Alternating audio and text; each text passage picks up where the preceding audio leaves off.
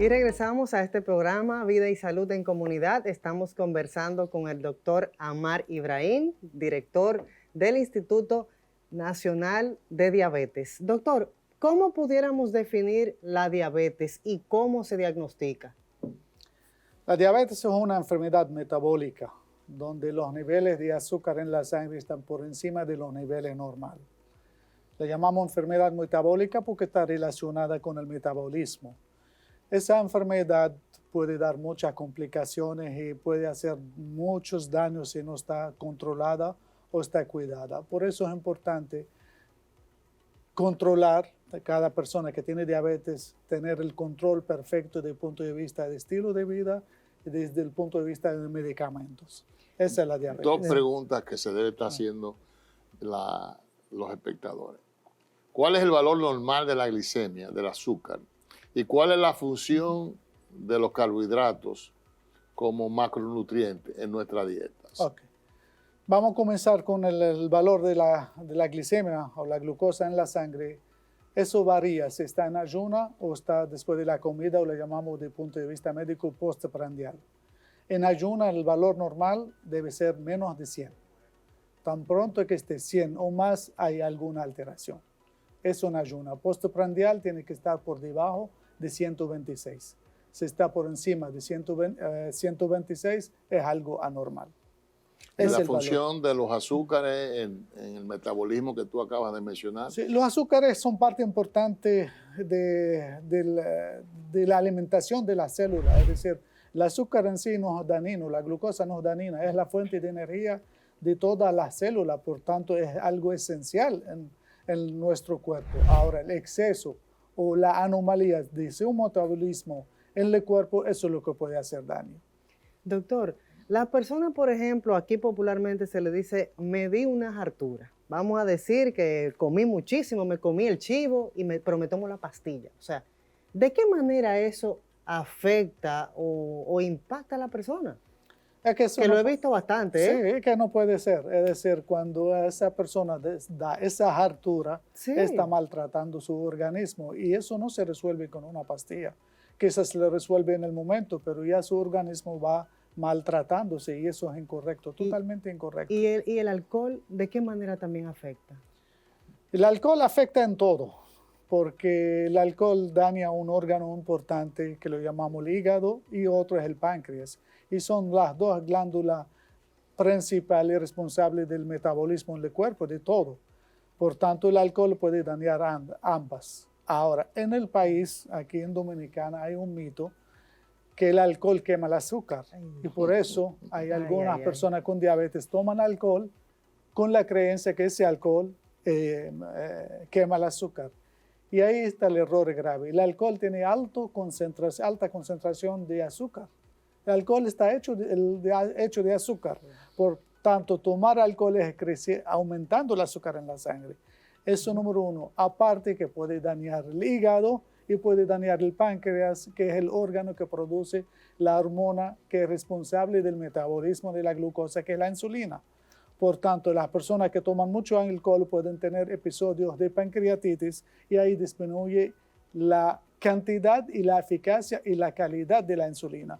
Y eso es como echando leña al fuego. Por tanto, el alcohol es dañino por donde sea. Claro. Hablaste de mitos y me imagino que en ese trayecto que tienes ya en el instituto has escuchado muchas versiones. Por ejemplo, el azúcar emocional. Sí, diabetes emocional. Sí, la diabetes emocional. Sí. ¿Pudieras compartir con nosotros algunos de esos mitos para que nuestra amable audiencia pueda entender qué son mitos y qué son realidades? Sí, la diabetes emocional, eso es un mito. Ninguna persona es diabético porque se le murió el papá o recibió mala noticia o se asustó, eso no existe. Lo que muchas veces nosotros buscamos excusa para nuestra enfermedad. Eso es un mito, no existe la diabetes emocional. ¿La persona es diabética o no es diabética? Y la emoción no tiene nada que ver. ¿Cuáles son esos factores, yo diría que de riesgo, que favorecen a que padezcan diabetes, doctor? Existen muchos y cada día son más. Y nuestra vida complicada hoy en día está aumentando la cantidad o el porcentaje de personas que tienen diabetes. El primer factor de riesgo es la obesidad. Y hay una regla de oro en medicina que dice lo siguiente: todos los obesos son prediabéticos hasta que se demuestra lo contrario.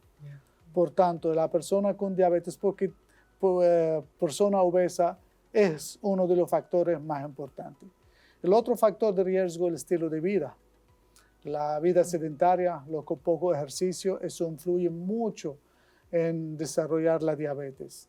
El tercero, el estilo, los alimentos, ya que sea el tipo de alimento, la que sea la frecuencia o sea la cantidad.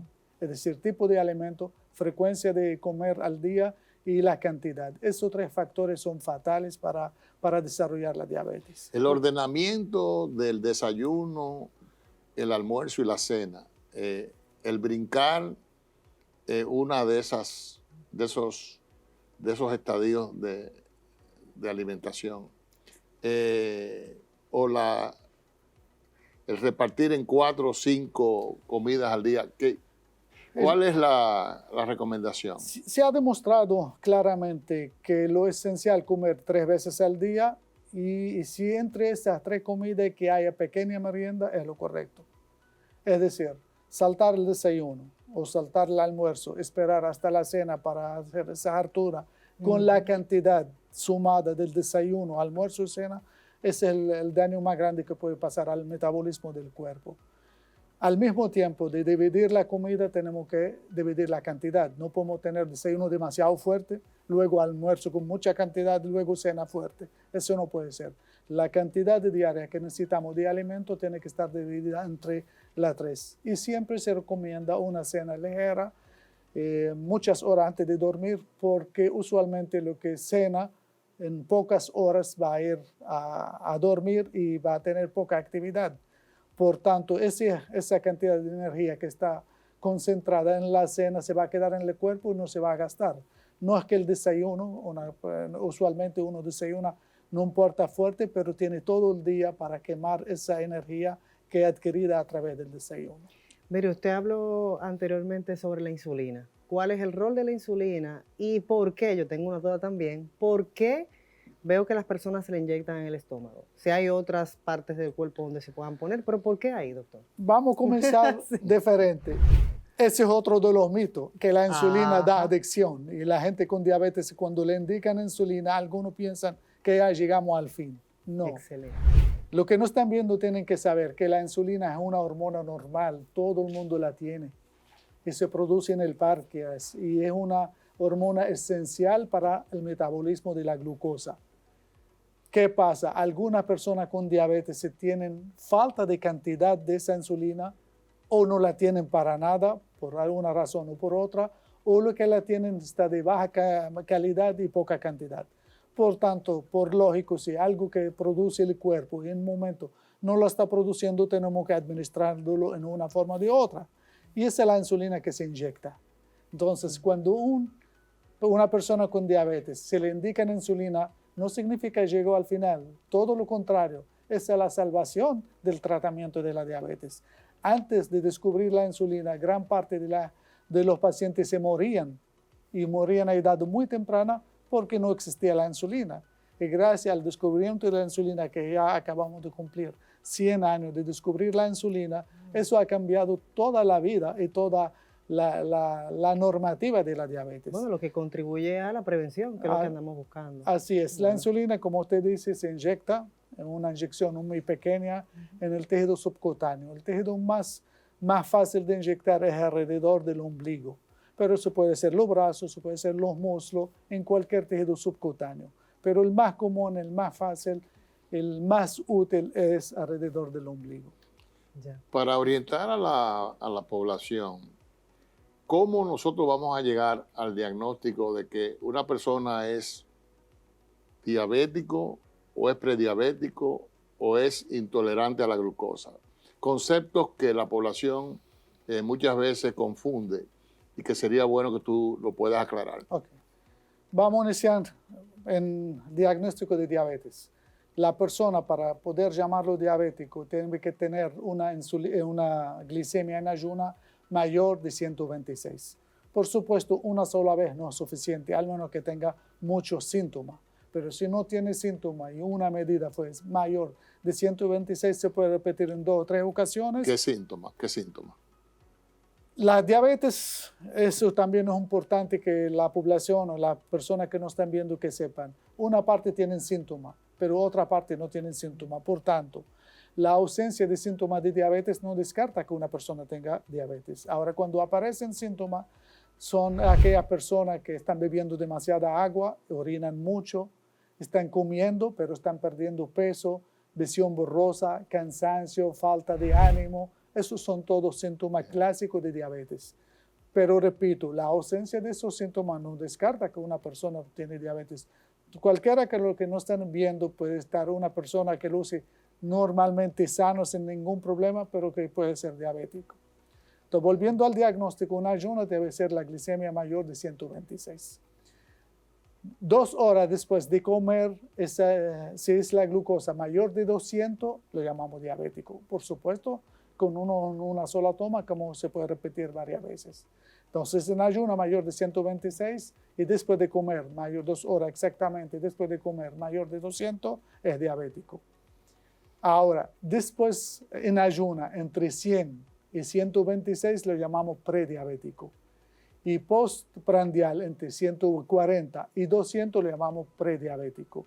Y ese segmento de personas que tenemos que trabajar mucho a través de la educación médica, a través de los medios de comunicación, porque ese grupo de personas podemos lograr devolverlo a la parte normal y atrasar el inicio de la diabetes. Si nosotros podemos localizar a esa persona, identificarlo, ir trabajándole con educación, con dieta, con ejercicio, nosotros podemos regresarlo al normal o por lo menos atrasar su inicio de diabetes. En vez de iniciar en 3 años, a lo mejor dura 15 años para iniciar su enfermedad. Una pregunta, esa persona diabética, ya después de diagnosticado, ¿ya no puede regresar a la normalidad? ¿Es factible, es posible hacerlo? Es importante recalcar que tú estás haciendo un llamado a que el prediabético no pase a la diabetes. Y yo creo que ese es un rol muy importante en el mensaje de esta presentación de esta semana. Pero ¿es posible que un paciente diabético pueda revertirse? ¿Qué posibilidades tiene?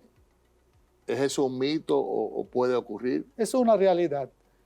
Pero que tenemos que saber que diabetes tipo 1, que es aquello, usualmente esa diabetes se diagnostica temprano en la vida, aunque últimamente estamos viendo adultos que se está haciendo el diagnóstico de diabetes tipo 1, aquella diabetes que depende 100% de la insulina. Eso no hay vuelta para atrás. Tan pronto que se hace el diagnóstico de diabetes tipo 1, es toda la vida. La diabetes tipo 2, que usualmente inicia en la vida adulta, algunos pueden volver a la normalidad, especialmente lo que está relacionado con la obesidad, tan pronto que se resuelva la obesidad. Pero ese grupo de personas que volvieron a lo normal siempre siguen siendo prediabéticos y tienen riesgo de desarrollar diabetes. Por eso no lo podemos perder de vista y tenemos que seguirlo. Ahora vamos entonces a una breve pausa y regresamos.